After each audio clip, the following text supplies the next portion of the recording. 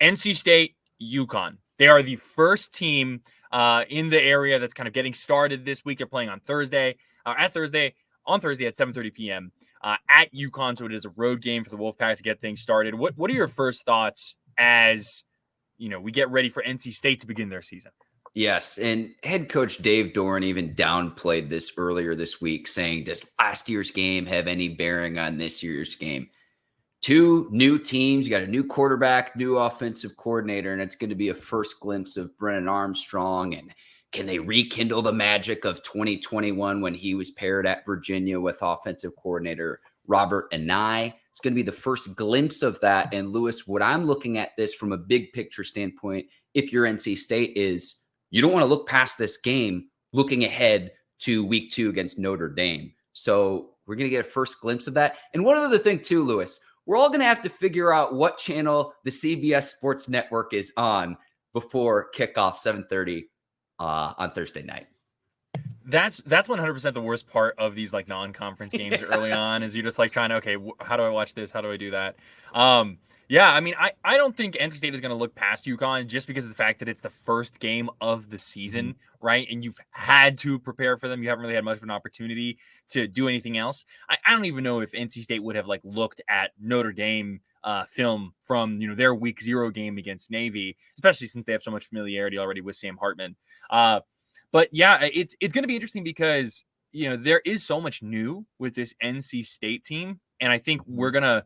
With all 3 of these games that we're going to talk about here, I think we're all going to learn something very quickly about all 3 of these teams, right? So what does offensive coordinator Robert Anae and Brennan Armstrong, what do they bring to the table for NC State? Do we see this kind of change in philosophy that we are almost expecting, where last year it was, all right, listen, State's going to play great defense. They're going to punt the ball. They're going to see if they can score on defense. They're going to see if they can get some safeties, and they're just going to try not to turn over the ball on offense, right? That's how everything started to go down once Devin Leary got hurt.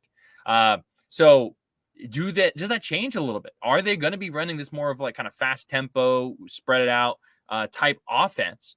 Is that what we are going to see? Is that going to be successful? That's the offensive state is the prime thing I'm going to be watching against UConn on Thursday. Yeah, and it's like, this isn't 2003 anymore, Lewis. Like, no. It's hard to win football games by not turning the ball over, being able to run the ball effectively, playing good defense, and then essentially winning the turnover battle and winning special teams. It's hard to win that way. So you're excited about Brennan Armstrong. He's demonstrated the ability to do this 2 years ago at Virginia. Anae goes to Syracuse. So then it's like his production completely drops off. Who he's going to throw to, though, because Thayer Thomas is a Minnesota Viking now. Devin Carter's now at West Virginia. So it's like, who are going to be the guys that step up that are going to catch passes from him this season? I'm looking at Julian Gray, Keon Lassane. Then you got this freshman, Casey Conception, a name we'll probably talk about throughout the course of the season for the Wolfpack. But Armstrong can't do it all by himself. Who he's going to throw the ball to is more so what I'm looking at than we've seen the lefty play at a high level in this conference before. And can you rekindle the magic? And it's just like, hopefully he's not stunted. Hopefully other teams don't have too much tape on him of these are the things he likes to do. These are the things that we know that we can take away. We get a first glimpse of that on Thursday night. But again, I go back to, it's going to be a tough matchup. Again, UConn, this is a team that went 5-1 at home a season ago. Now, I know last year's games have no bearing on this season, but you're going to get a first glimpse of that. I just hope the Wolfpack aren't looking past UConn in advance of the Notre Dame game. That's where I'm at just from a big picture standpoint heading into the game. Yeah, when you look at kind of turning to UConn now, right, it's I think we all have this image of what UConn football is in our head, which is not good. That's the image that comes to mind when we think of the Huskies football. But when you look at where they were last year under head coach Jim Mora, in the first half of the year, their schedule is a lot more difficult in the first half of the year. They're playing some higher quality teams that are not Power 5, like a Utah State, for example, a Fresno State, and then you also have some really good teams that were Power 5, the Syracuse, the Michigan, the NC State. Syracuse was, started off really hot last year. This is a home and home with NC State. That's why they're even playing. And they lost at NC State last year, 41-10. So what does that mean? Does that translate? I agree. This kind of feels different because you look at what they did in the back half. And I asked, Dave Dorn said on Tuesday, right? That was Tuesday. Yeah. It's been a long week. Dorn said on Tuesday, listen, like the team that they played at the beginning of the year last year is a totally different team than who UConn was towards the end of the year. Mm-hmm. You saw them have a convincing win against FIU. They upset Boston College 13-3. They beat a solid UMass team. They beat Liberty 36-33. So they were winning in a lot of different ways. They did end the season with 2 losses at Army and then in their Myrtle Beach Bowl against Marshall. So it'll be interesting to see. They have a new starting quarterback this year. I want to make sure I'm pronouncing his name correctly. Joe Fignano is his name. He was well done, Lewis. Well done there. Shout out to the UConn PR pronunciation guide. But the thing with Fignano is he was the starting quarterback at Maine for the past few seasons, and UConn's current offensive coordinator was the guy in charge at Maine when he first got there. So do you see a little bit of kind of coming together there, a little bit of synergy between the two? He's someone who can throw the ball and can also run the ball as well. He had a career high in yards and carries, I believe, last year. So something to keep an eye on because UConn's offense last year was just very bad passing the ball. They have a solid defense. They have a good rushing group. They have a good running back core. But can they be more than one-dimensional? That could make NC State's day a little bit harder in East Hartford. And you certainly see the parallels between UConn's transfer quarterback and the rapport with an offensive coordinator to what NC State has with Brennan Armstrong. I'm looking at the running backs, though, and that's something that Dave Dorn even mentioned of. They've got 2 running backs who are capable of playing at an ACC level. So that's going to be tough to slow those 2 players down. Mm-hmm. And it's Devontae Houston and then Victor Rosa for UConn. So that's what NC State's defense is tasked with. I go to what NC State's defensive coordinator says, though, and says, in my time here in Raleigh, this is as good of a defensive line group as I've had. It's a line of scrimmage game. We're going to talk about the big uglies up front right now, Lewis. If you're Davin Van, CJ Clark as the nose tackle, Savion Jackson, Travali Price.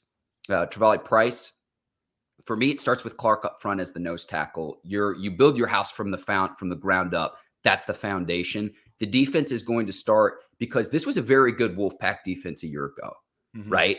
So if you want to replicate that success, I think there's going to be some regression. I really do, because this was an NC State defense that was ranked 20th in total defense and 11th in scoring defense in the entire country.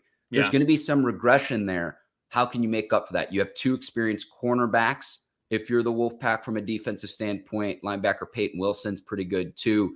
But also too, from a special team standpoint too, Christopher Dunn, who's the Lou Groza winner too, is no longer there too. So that style of play where it's low scoring game, you can eke it out in the end. You go 8-5 last year. I don't know if that's going to work again for this season, Lewis. I don't know.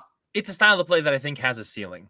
And so I think definitely that if there's ever a time to start transition mindset and transition the team philosophy a little bit, I think now is the time to do that, because I don't think there is as much pressure on NC State this year as compared to last year. Last year, there were expectations that NC State could come out here and win the ACC. Oh, Devin Leary could be the ACC Player of the Year, all that stuff. This year, there are a lot less expectations. So I think that just kind of frees things up for a little bit for State. I agree. I don't think this defense is going to be as good as last year, but I do think they're still going to be really solid because they had players, the guys who are starting now played last year, in different ways because of injury, just getting into rotations, things like that. And their defensive line and their secondary is very good. I look at, Davin Van.